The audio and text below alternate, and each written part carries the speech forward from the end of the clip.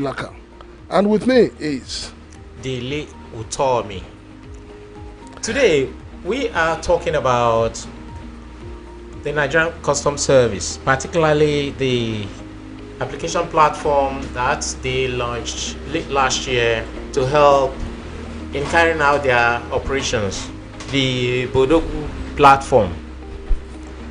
We also have a guest today who will be talking all things customs with us today, and a few other things that we need to talk about.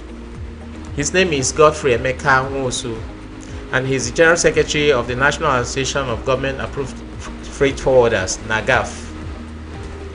We shall be back in a jiffy.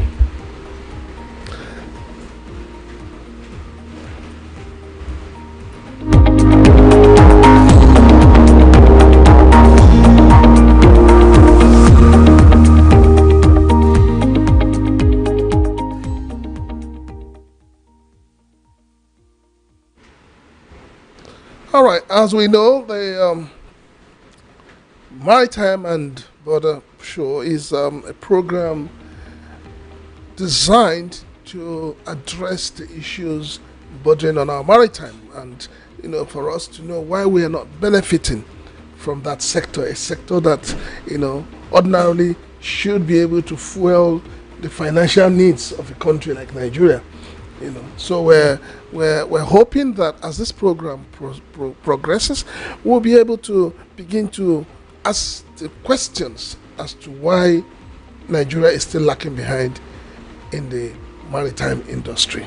Yes, Francis, it's estimated that the maritime sector of the Nigerian economy is worth about 90 trillion naira. That's what we stand to benefit from the activities of within the maritime sector of the Nigerian economy. Last year, the customs made about 6 trillion naira from all the. No, I think it's 5 point something. It's about 6 point something trillion naira. Yeah, just a little bit over 6 trillion naira last year from the customs. Then a little bit of billions from here, billions from there, other agencies of government within the maritime sector. But that's a far cry from the estimated 90 trillion naira that we are supposed to be getting annually from this sector.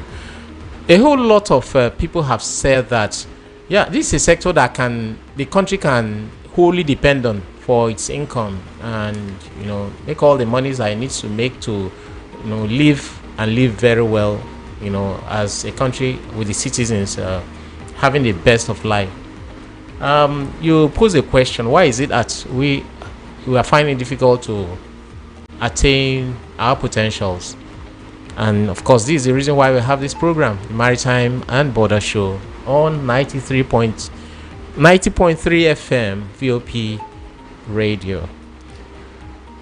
Going to the program, we know that the Nigerian Customs Service in the time past had what they called the Asikoda.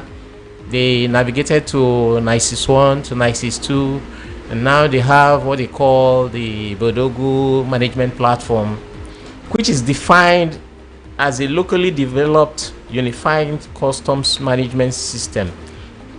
It was launched in October 2024, but the pilot scheme started in November 2024 at the Port Terminal Multi-Services Limited, the PTML command of the Nigerian Customs Service in Lagos. It is the system is designed to streamline trade operations, enhance compliance, and optimize revenue collection within Nigeria's free trade zones. The system aims to create a more efficient and transparent environment for stakeholders, including shippers, terminal operators, and traders. And so, if we have Bodogu in place, the way it sounds, we are supposed to be shouting Uhuru. As far as utilizing it to meet our needs or the customs needs is concerned. But we are going to look at its operation so far over the past 6 months of its launch. Because it started, like I said, from the PTML command From there, went to Tinkan Command and other commands, the the Maritime Mohammed Airport Command, and some other commands, including the number one command in the country, the Apapa Port Command, have all embraced the Bodogu management systems application. So we are going to ask Comrade Emeka, Godfrey Emeka Nwosu some questions about the operation so far, going to critically analyze its operation. But before then, Francis has some news for us over the week. All right, this program is an interactive one. So we're asking our listeners, you can call us. Don't forget the channel. It's VOP 90.3 FM. If you are not tuned to this dial, then you don't know what you're doing. And our numbers are 0700 903 903 903. The WhatsApp number is 081 7175 6338. You can also reach us on 08036 929933. All right. In the course of the last week, first of all, let us share in the joy of Nigerians that the Falcons brought back the Golden Cup to Nigeria, and we join all Nigerians, millions of Nigerians, to celebrate this victory. Yes, it's one thing to take our minds away from all the economic and the social upheavals that every Nigerian is going through right now. It's a very good one. Welcome development. Yes. Also, during the week, the past week, the president extended the tenure of the Controller General of Customs. The presidency announces that the tenure of the Controller General of the Nigerian Customs Service, Mr. Bashir Adewale Adeniyi, MFR, which is due to expire on the 31st of August 2025, has been extended by 1 year. And the interesting thing is that the presidency said that the extension is primarily meant to consolidate the ongoing reforms and complete critical initiatives of the administration of the CG, the modernization of the Nigerian Customs Service, the implementation of the National Single Window Project, and the execution of Nigeria's obligations under the African Continental Free Trade Area, ACTA protocol. If you remember last week, we talked about him becoming the chairman of the WCO. Yeah. And then we asked that question. We said, you asked a rhetorical question yes, about what's going to be his fate now that he's due for retirement in August. And I remember saying that personally thinking then that I don't think he's going to go on retirement. And of course, it didn't happen. It didn't happen. It has been confirmed to serve another 1 year. But people are agitating. People are not happy with it. Quite a number of persons are not happy because they feel that the present administration is creating a problem where people who are due for retirement are given an extension of lifeline, more like, Yes, you have a very big point there. A whole lot of people will not be happy about that because the ranks. It means that if he doesn't go on retirement, the people below cannot climb the ladder. That's a problem. But some for those who are in favor of the elongation of tenure, they say that Adewale Adeniyi has been a revelation for the Nigerian Customs Service, having been in the thick of things with all the operations, served directly under so many CGs, having so much experience, and he has always attended a conference at the World Customs Organization. He knows the workings, the ins and outs of the World Customs Organization, which led to him being elected into the council as the chairman of council for a 2-year tenure. Of course, having had that in place, there is no way we would expect that back home here they will throw a spanner in the works by retiring the man who's just gotten a 2-year tenure at the World Customs Organization. Okay, so in other words, we're faced with a situation where maybe tomorrow it's time for you to retire. I will just say no, Dilly, you can't go anywhere. All right. Also, we had good news from the waterways. As you know, there's been a lot of mishaps of boats, lives and properties, being lost and all of that. The Nigerian Minister of Marine and Blue Economy, Adeboyega Oyetola, has vowed to implement sweeping reforms to improve maritime safety and end recurring boat mishaps on the country's waterways following the submission of a special committee's report. The report was submitted on the 1st of August 2025 in Abuja. The Honorable Minister declared that the current spate of boat mishaps was unacceptable, and preventable, and must be tackled through a blend of policy enforcement, stakeholders' cooperation, and behavioral change. The minister stressed the urgent need for attitudinal change among water transport users, especially regarding the use of life jackets, describing such safety gears as non-negotiable. He further revealed that the federal government is set to phase out rickety boats often implicated in fatal accidents and replace them with safer, standard, compliant alternatives. This is good news, know. But in the midst of this good news, I have always said it is one thing for government to have a policy statement, and it's another thing for government to follow it through. And I don't understand why any right-thinking person would climb a boat without a life jacket. Well, Francis, it's not about the person who's entering into boarding the boat. It's actually about the operators of the boat who should provide the life jacket and the necessary equipment for them to be safe. No, but Timmy, tell me, if you don't have a life jacket, don't you think it behoves on the person boarding that boat not to board it?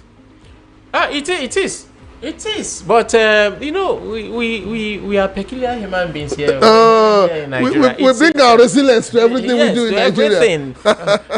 Well, one good thing, you just said something about that, it's good news. Yes, I think I can imagine that the MD of NEWA, Bola Oyebamiji, he's been trying very hard to bring in some kind of structural change within the operations of the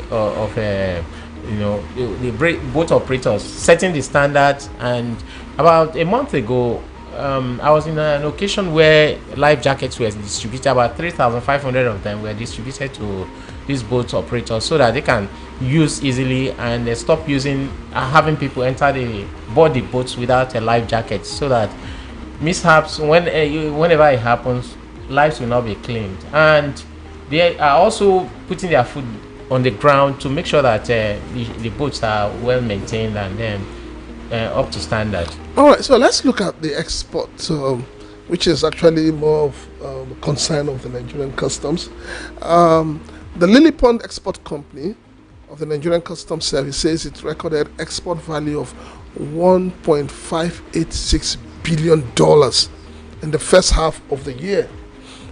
Controller Ajibola Odusanya, Customs Area Controller of the Command, made this known on Thursday in Lagos.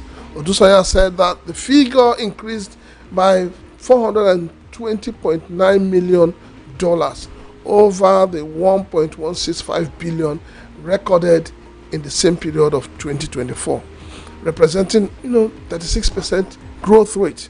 He said during the review period, the command processed 27,721 export containers, a rise from the 9,438 containers handled during the same period in 2024. It means that Nigeria is making more money from exports. The record shows that less imports are coming in, but more exports are going. But you see, for me, in a report like this, it's also proper to let us have a breakdown of what we're exporting. Because that's where the missing information is. We need to know what are we exporting. Are we exporting solid minerals? Are we exporting cash crops? What are we really exporting? So that we don't just sit back and say we're exporting and then all of a sudden everything in Nigeria is gone. All right. The Nigerian Ports Authority, the Managing Director of the Nigerian Ports Authority, Dr. Abubakar Dansho, has reaffirmed the agency's commitment to supporting indigenous vessels under the Nigerian First policy. Daso made this known in a statement issued on Friday by Mr. Okechukwu Onyema-Kara, MPS General. Onyemekara. Okechukwu. His name is Ikechukwu Onyemekara. Okay. General Manager, Corporate Communication and Strategy. He applauded the maiden arrival of the MV Ocean Dragon, a wholly Nigerian-owned container vessel at the West African Container Terminal on airport on the 31st of July. Dasho highlighted the vessel's impressive loading capacity of 349 TEUs, describing it as a distinctive addition to Nigeria's growing indigenous maritime fleet. Now, the question I'm asking is, in what way is this really, can we say this is really a fully grown Nigerian fleet? Because if we remember last week, we were talking about shipping and the fact that people are running away, people are not accessing funds, and we don't have shipyards. So this calls for kind of questioning what is really playing out with the NPA and the MASA in this field. A whole lot of questions are there to be asked, and many more answers to be given.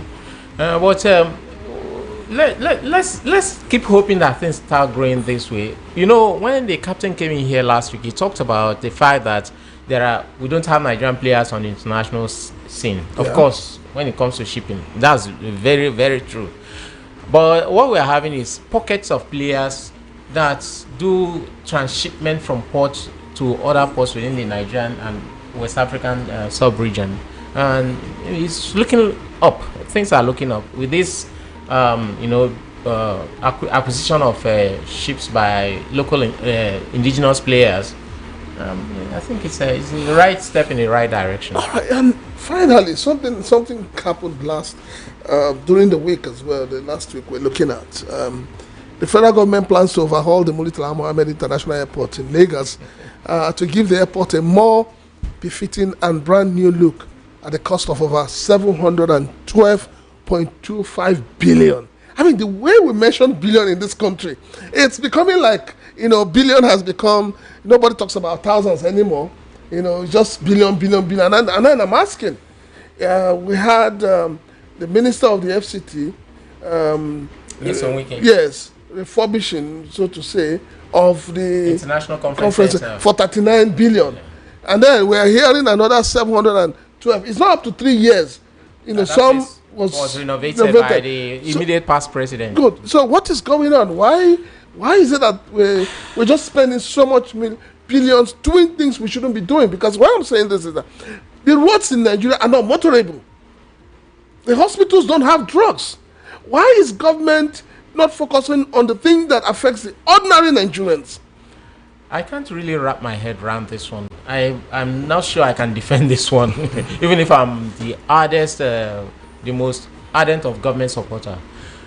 712 billion and above for the renovation or remodeling of an airport in Nigeria at this critical time, when we are borrowing billions almost every other day for one thing or the other. It doesn't make sense to me as a person. But, government has its own plans, and maybe, I don't know. When you say government have its own plans, ordinarily, the plan of government should be about the people. In tandem with the desire of the people, development of the country. I mean, generally, not just in one area that is bourgeoisie oriented. I mean, because I keep asking myself, is it that we have gotten to that stage in Nigeria where we seem to all be under a spell? When people are not saying anything, people are not. Ordinarily, people should be asking questions. Why, at this point, why would we be spending 712 billion, in an airport that is functioning very well, when we have needs? Nurses just, called off their strike, which, because of payments and all of that. So, the things this government is doing, or those. Well, some people will tell you that the airports are the very first point of call for any foreign person coming into the country. So it has to be top notch. It has to be of international standard. That would be their. I can see you. Yeah. I don't want to say what I want to say. All right, listeners, you can reach us on 0700 903 903 903. And you can send us a WhatsApp chat on 081 7175 6338. You can also reach us on 080 3692 9933. The phone lines are opened. This is VOP 90.3 Maritime and Border Show. All right. It is now time for us to bring in our guest. He's been itching to come in. I mean, when we were reading the news, he was like, I need to talk. I said, no. So now it's time. Move closer to your microphone a bit. Good.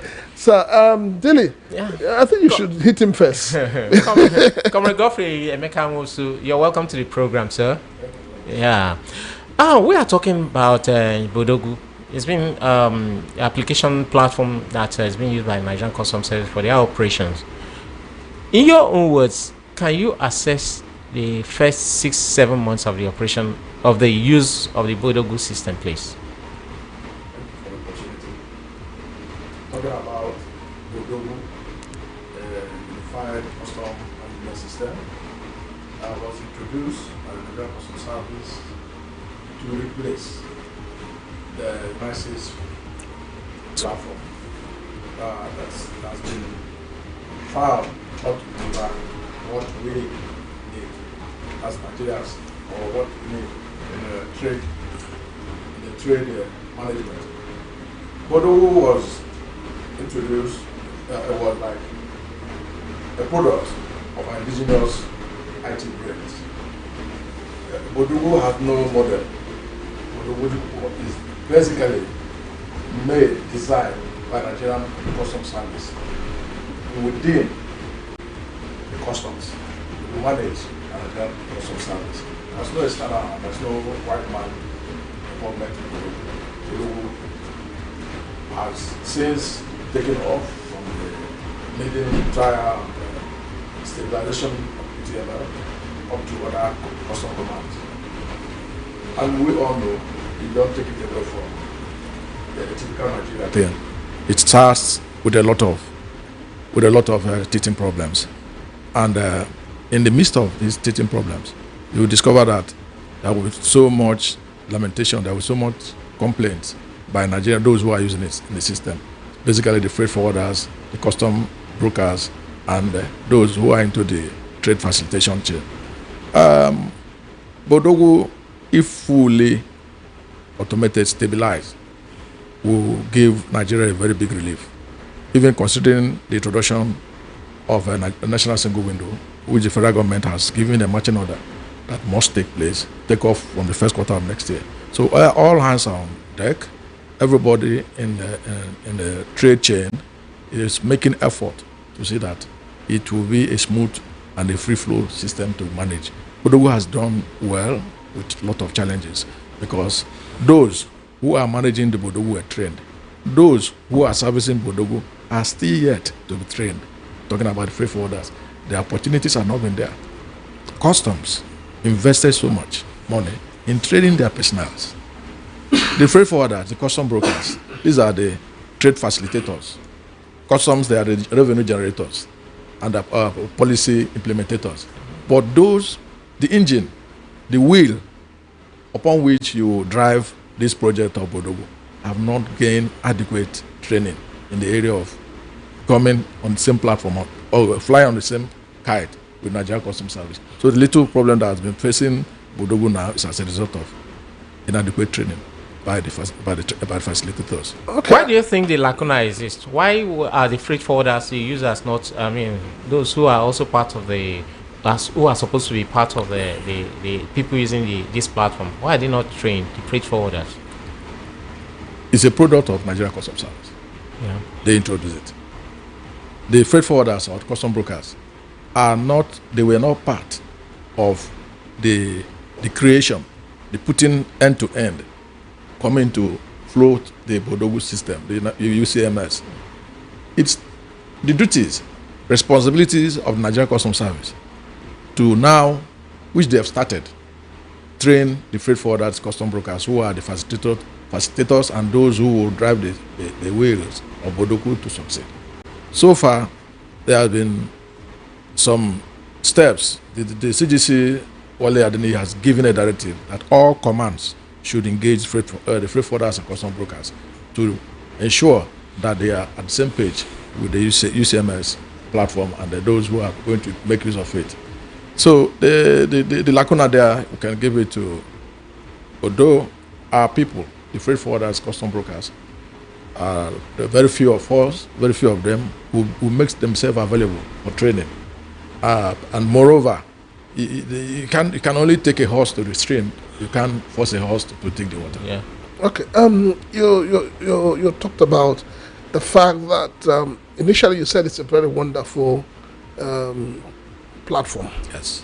But you're worried about the fact that those of you who are meant to use it are not being trained well. I'm not getting that question. Okay, now the question is, what is NAGAF doing to ensure that its members are trained? And also, what are the criteria to be a member of NAGAF? Talking about NAGAF's efforts in getting our members trained, let me use the opportunity to thank the Custom Area Controller of Apapa Port, who has graciously granted our request to come and train our members. He has given us a date for 7th of August.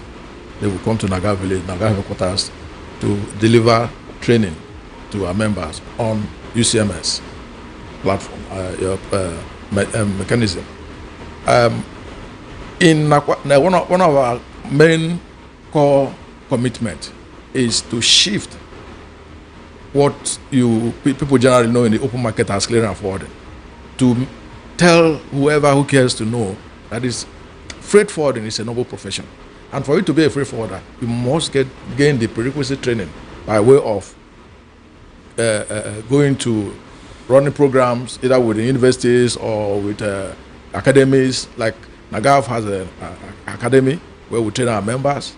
And when there are new introductions of protocols in freight forward or custom management, we also make efforts to bring customs to our doorstep to come and help us train our members. The result is what we are going to have on the 7th of August.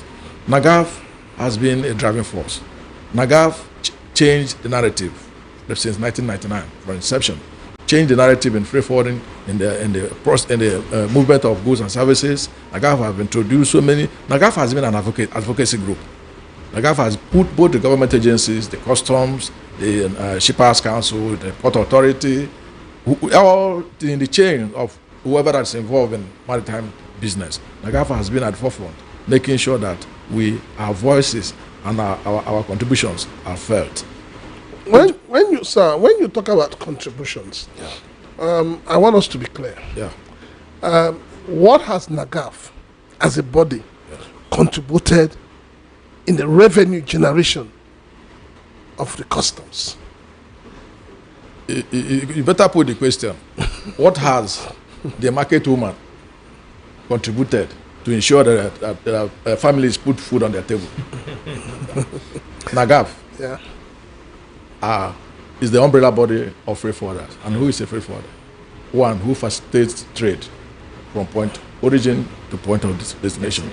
And by so doing, who is the one who facilitates revenue for customs to collect? The freight forwarders. And who is a freight forwarder? Member of NAGAF. NAGAF members are the ones who commence documentation of import, pay appropriate and adequate revenues as required by government based on the statistics of declaration. Knowing what NAGAF has contributed, statistics are there for you to take it. That's huge. The statistics are pure there. In terms of numbers, Freight forwarders. in terms of numbers, as in numbers, NAGAF is over 5,000. We're over 5,000 individuals. We're not talking about corporate. Individuals operating. Those individuals are the people who facilitate the collection of government revenues. The trillions that we hear about. Individuals contributed because the imports don't declare themselves. freight forwarders declare them. And by so doing, the individual freight forwarder, who through the corporate identity makes revenue, pay duties, pay taxes, of all manner of revenue the government generates. So NAGAF has been contributing immensely to ensure all revenue leakages are blocked by sincere declarations, compliance. Sir, please, I need to go back a little bit and ask you one more question regarding the Bodogu system. Can you give us an assessment of its performance from one command to the other, at least within the Lagos zone? Let's talk about, let's say, the airport, Maritime Mohammed Airport Command. It has performed maybe 90% to expectation. PTML, where it started, the pilot scheme, and where it really started, maybe 80% or 100%. Tinkan, Apapa, what your own mind? What do you think? How has been the performance so far? Let's start from the pilot command. PTML. The last revenue declared in PTML was 204.7 billion. First half of the year. Yeah. The command declared 204.7 billion revenue generated as at. About this time last year, their revenue was below 100 billion. So that tells you that in PTML, Bodogu operation has gained cruising level. It's at the pilot, autopilot stage now. Yeah. Okay. So anybody in PTML can walk into PTML and then assess Bodogu, make declarations. In Tinkan, the story is not the same. Why it's not the same is that Tinkan... They didn't start at the same time. Yes, the takeoff time was not the same time. It's not, and moreover, the use of custom code 846 was also a problem, teething problem at the takeoff of PTML. Now, in Tinkan, so many issues has come up that in the past 1 week or 2 weeks now, there was no declaration. You cannot access the goods because of the suspension of 846 by the custom headquarters. So this contributed to the slow in activation of Bodogu in Tinkan, but giving it a score with the wonderful work the controller of Tinkan, Controller Frank Onyeka, who is more of a revenue officer, and he is grounded in how to manage the customs. And he was previously at that command as... No, he started there. Yeah. That was his where he started his management career as a evaluation officer. So in Tinkan, you can give it for now, if not for the intervention of the headquarters suspending 846 application. You can give it to Tinkan at 60%. Okay. Please, let's talk a bit about that suspension of the 846. Since you have delved into it, I meant to go to it later, but since you started, let's talk about it. Okay. What led to the suspension of the code 846? First and foremost, for the benefit of the listeners, tell us what the 846 is. 846 is a code, a declaration code introduced by Nigerian Customs Service to accommodate. Basically, it applies on vehicles. It's applied on vehicles, not general cargo. On vehicles, we have standard VIN, non-standard VIN. To enable all imports, vehicular import, to be granted clearance, we have unified VIN valuation, where there are chassis number that are standard, there's chassis number that are non-standard. Then the non-standard are the ones that this code was made for. The Nigerian Customs Service, on their wisdom, designed that code. It's just like 90.3, you raise it to power 4. Okay. To accommodate all the equipment that are here. Ordinarily, If you say 90.3, there are some equipment here That will not fit in. be compliant. So simply, the 846 was introduced by Nigeria Customs Service to ensure that all vehicles imported into Nigeria are cleared out of the port. So just like 2 weeks now, there was a suspension. Suspension was as a result of abuse by custom brokers and freight forwarders. All sides. Yes, the system was there was an abuse. Okay. It's not. So the Nigerian factor came in. It was. I don't know what you mean by Nigeria factor. It was not. It was not. Corruption came in. Let us put it the way it is. Because if you say it's abuse, it means corruption came in. When I say it was abuse, you should allow me to tell you what I mean by my choice of words being abused. If you are expected to use 90.5 as FM, you now go and use 93.0 MF. It's abuse of the system. Okay. Yes, we agree with you. But what would make you abuse the system is corruption.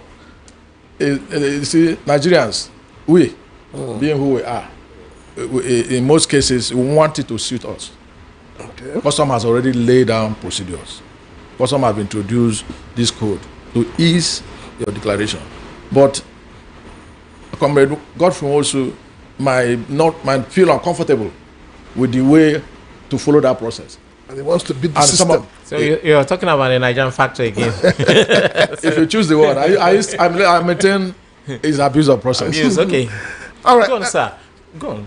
So then, when the headquarters of Customs Service discovered that government was losing revenue Okay. as a result of the sabotage of the system, abuse of the system, they now had to say, okay, no, put a stop, let's go back and have a review. Before the introduction of 846, it was meant to be, even if your vehicle is manufactured in 2010, your vehicle is manufactured in 2020 or 2025, that there will be flat rate value added. Okay. Not considering how old the vehicle has been. Some of these vehicles have lived ex-factory value. From the manufacture date to the date you are bringing them here, some of them is gone beyond 20 years. So, and at the time of introduction of evaluation, it was meant to be, you pay this, irrespective of the lifespan of the particular vehicle you are bringing in. So, that was how 846 came about. Now to give a room to accommodate each categories, different categories of vehicles that will be imported into Nigeria. We learned that this suspension has led to a backlog of uncleared vehicles. Of course. And demurrages will be accrued. Yes. To the terminal operators and, of course, shipping companies for the containerized vehicles. Yes. That's a big problem on the way. Yes. What will now happen when eventually they resolve and say, okay, guys, start clearing your vehicles? This is what we say is a system problem. There should have been a synergy between the operators of liners and the Nigeria Customs Service. If you are to suspend a procedure, or suspend a particular procedure for obvious reasons, there should be need for communication. And mind you, these cargoes were shipped, have already been shipped on board before the suspension was announced.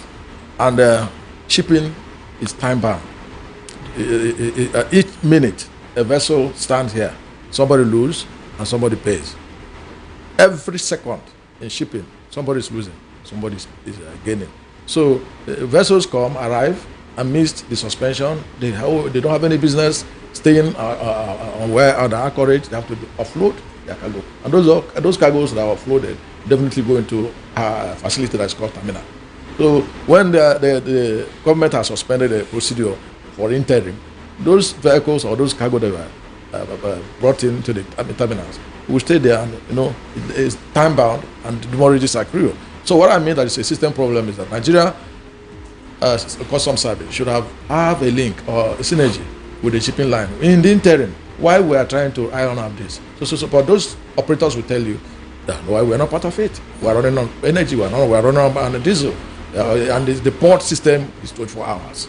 There's no time you say you shut down the port operation for 1 second. All right. We're still tuned on to VOP 90.3 FM, and it is the Maritime and Border Show.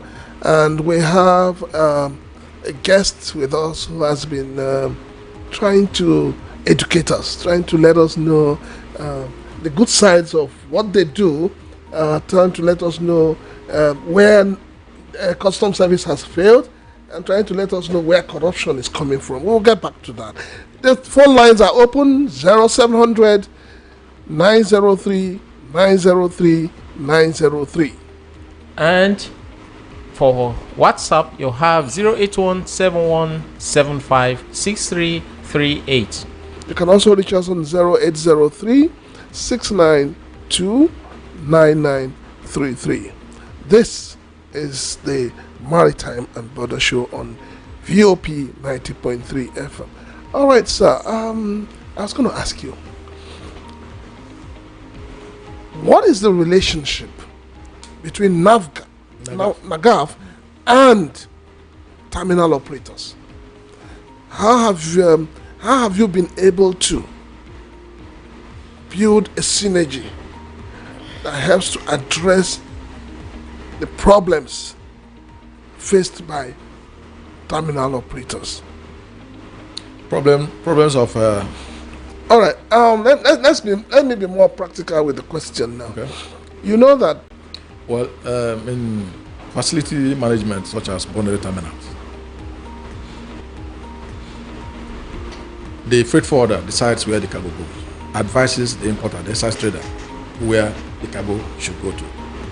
As a facility manager at boundary terminal operator, if vessels are steamed to your terminal, the nearest mother port could be Kelty, like you give as an instance. And in the process, there is an announcement or a circular suspending the movement of boxes or TEUs to border terminals. The reasons will be spelled out. It's clearly noted. But as a bonded terminal operator, you have your customers, or you have your client, or where your patronage comes from.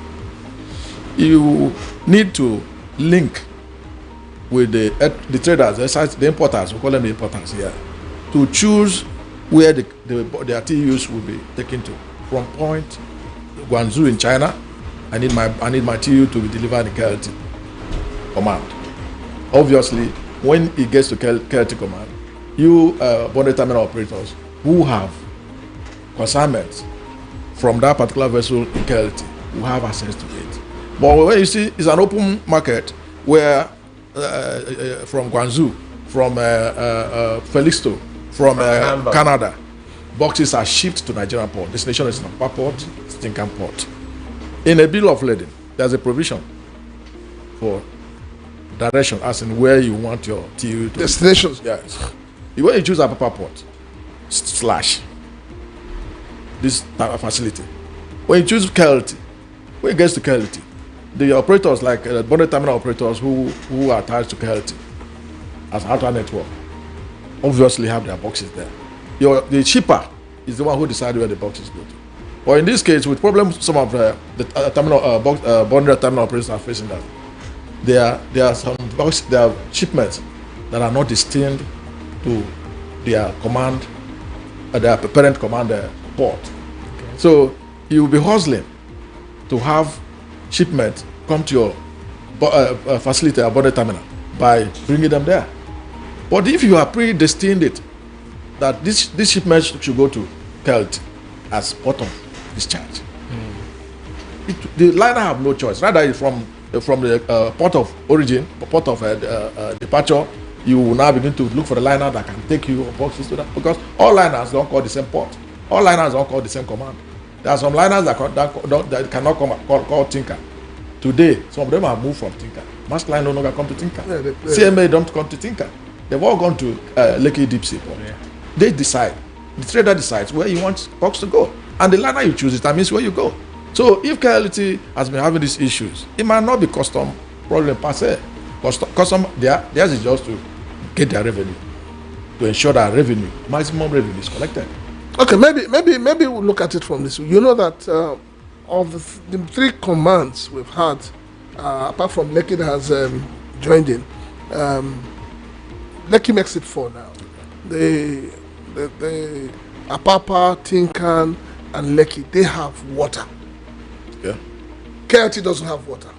Badge operation. Consider badge operation opportunity. No. It doesn't have water. Because if what we're looking at is you need to look at the dynamics, the issues on ground. Badge operation. No, you need to look at the issues. It means that, first of all, whatever badge operation you have, the containers cannot come straight to KLT.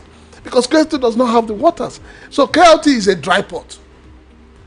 And because it's a dry port, it needs to be fed from Tinkan, Apapa, and Lekki. If you get my explanation, if you got me right, PTML. I said, if a cargo is destined as a command port, KLT command, the vessel will not bat in KLT, obviously.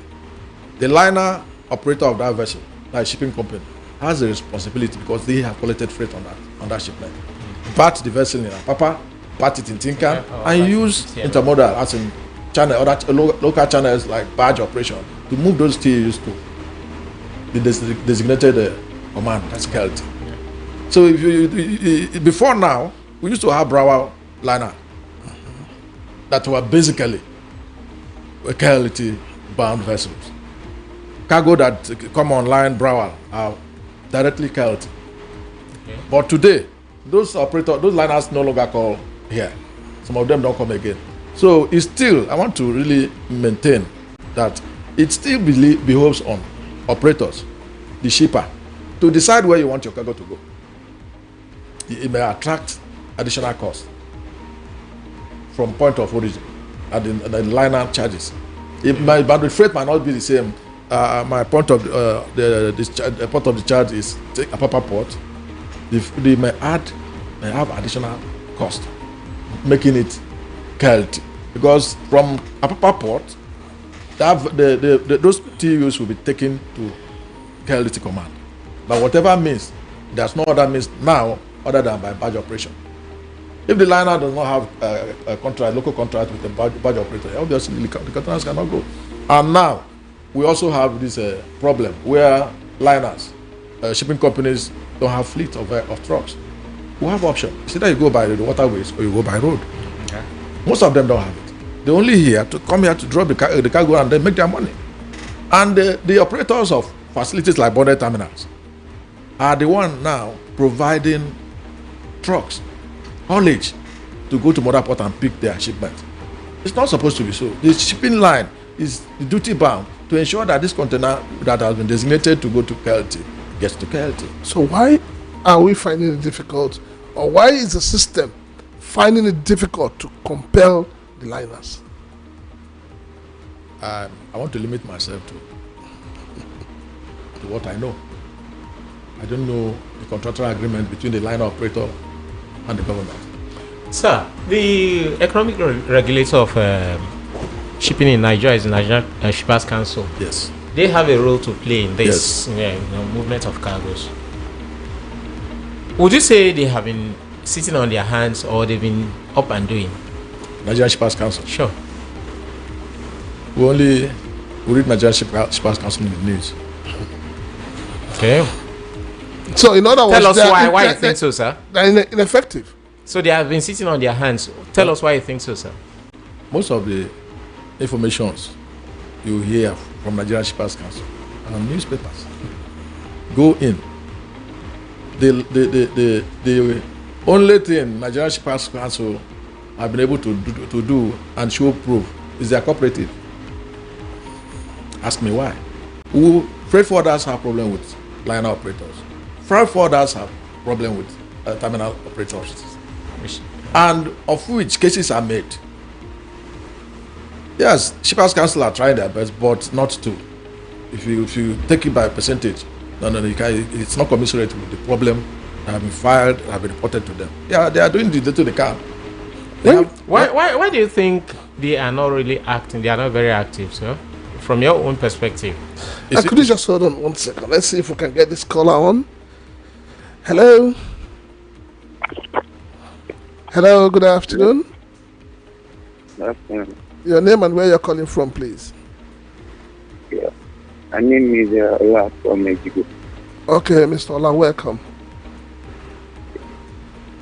I want to ask what's wrong with you guys' question. Sorry? Yeah, go on ahead and ask your question. Because Go ahead, we're with you. We're with you.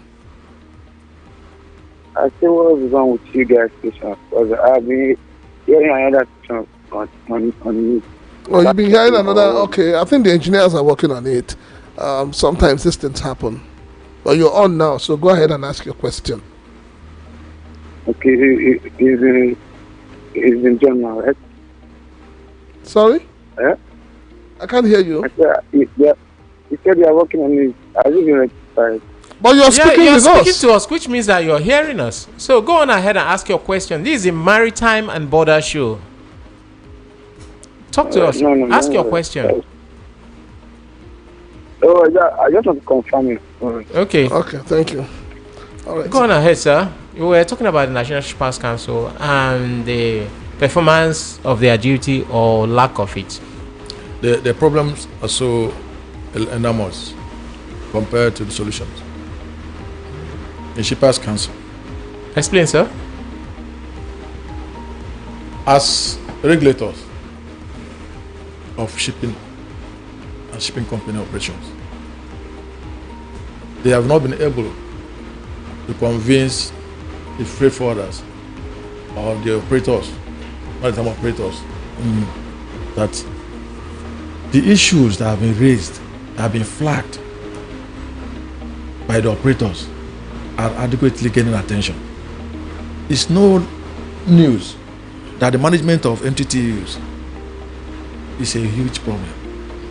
Liners come here, an average of a ship will bring in about 250 TEUs import and leave our shores with maybe less than 50 TEUs. The remaining, the balance of the 250 they brought will be abandoned. They go back, go to the mother port. You will see empty containers littered everywhere. But shipping lines comes calling with the cargo import and leave. Shippers Council has a responsibility to ensure that if you bring it to 20 TEUs, you go with 2 import, you go with 20 empties. That is one. Management of container deposit up to date is a problem. I will even tell you for free that the shipping lines are even stronger than the Shippers Council. Why? They cannot enforce shipping companies to pay an importer a fixed amount deposit they collect.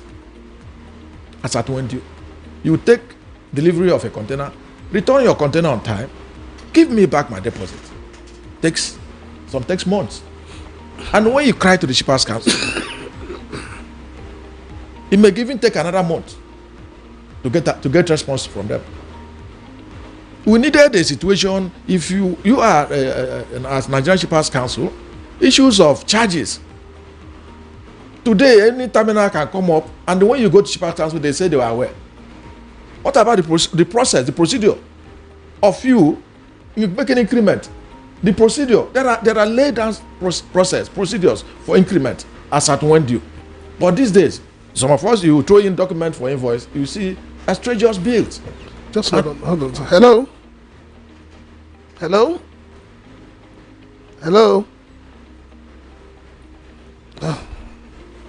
Please call us back. So there are regulatory functions.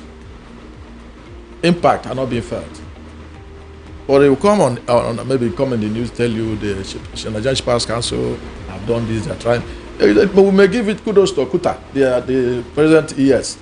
He has really tried to see that the operations of the Nigerian Shippers Council is changed.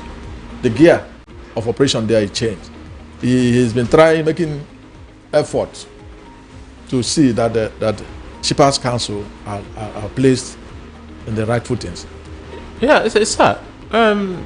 At the risk of sounding like someone who had a more glorious past, I know that 2 executive secretaries away from the one we are having now, Hassan Bello. Yeah, a whole lot of encomiums was poured on him that he managed that place very well and things were going smoothly. Yeah. But the kind of complaints that you are laying now, and people just like yourselves are laying about the operations at the Shippers Council are mind-boggling.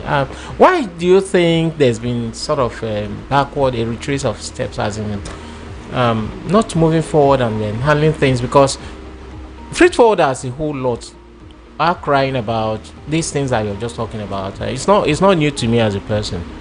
Why is it so? We keep asking that question. Is it corruption? Is it that people have been compromised? Or is it that people have willingly given up their regulatory duties? Or given up their powers to regulate? What is the problem, sir? The question you ask is as good as the question I will ask. Because in the face of operation, you expect that when issues are raised or concerns are mentioned, there should be attention given. Why has the Nigerian Shippers Council not effectively addressed the issue of invoicing reforms? Why? MSC is a case.